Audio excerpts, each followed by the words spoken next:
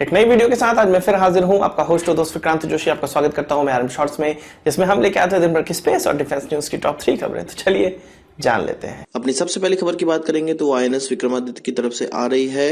अब आईएनएस विक्रमादित्य को एक नया ऑप्टिकल लैंडिंग सिस्टम प्राप्त होने वाला है, जो कि हमारे सेंट्रल साइंटिफिक इंस्ट्रूमेंट ऑर्गेनाइजेशन द्वारा बनाया गया है और अभी इसका नेवल एयरबेस में ट्रायल चल रहा है और इसके बाद इसको आईएनएस विक्रमादित्य में इंस्टॉल कर दिया जाएगा। ऑप्टिकल लैंडिंग सिस्टम वह होता है जब कोई पायलट किसी डेक पर उतरना चाहता है, तब उसको लाइट आउट लेंसेज के माध्यम से यह गाइड किया जाता है कि वो कितना ऊंचा और कितना नीचा है।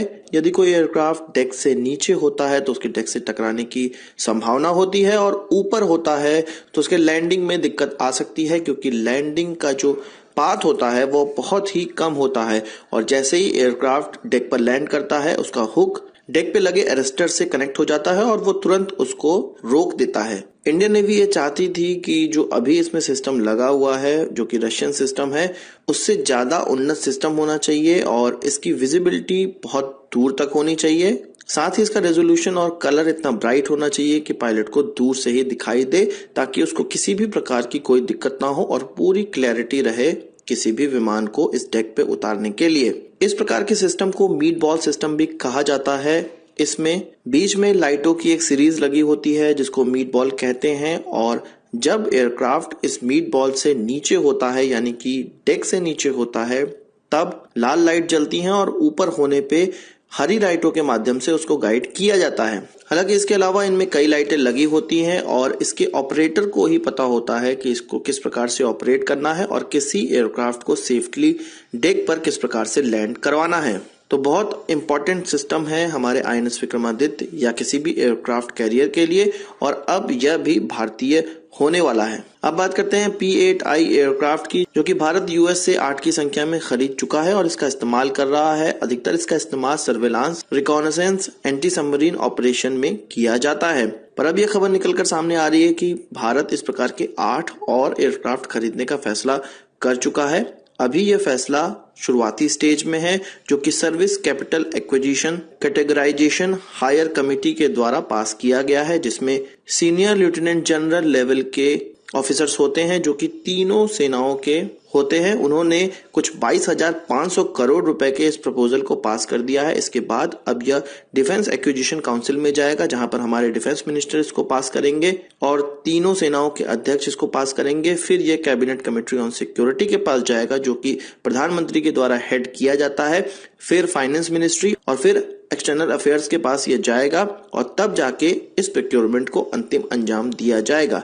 क्योंकि ये गवर्नमेंट टू गवर्नमेंट डील है, इसलिए इन सब प्रोसीजर का इस्तेमाल करना बहुत ज्यादा आवश्यक है। हालांकि इसमें किसी भी प्रकार का कंपटीशन या बिडिंग नहीं करवाई जाएगी, क्योंकि ये एक फॉलो ऑन कॉन्ट्रैक्ट है और जितने दाम पे हम लोगों ने पिछले एयरक्राफ्ट खरीदे हैं, कुछ सीमाएं होती हैं कि उतने एयरक्राफ्ट फिर से हमको ऑर्डर देने पे उतने ही दाम पे प्राप्त हो जाएंगे। 2009 में इसका पहले हम लोगों ने ऑर्डर दिया था और अब नए ऑर्डरों के लिए हम लोग आगे बढ़ रहे हैं।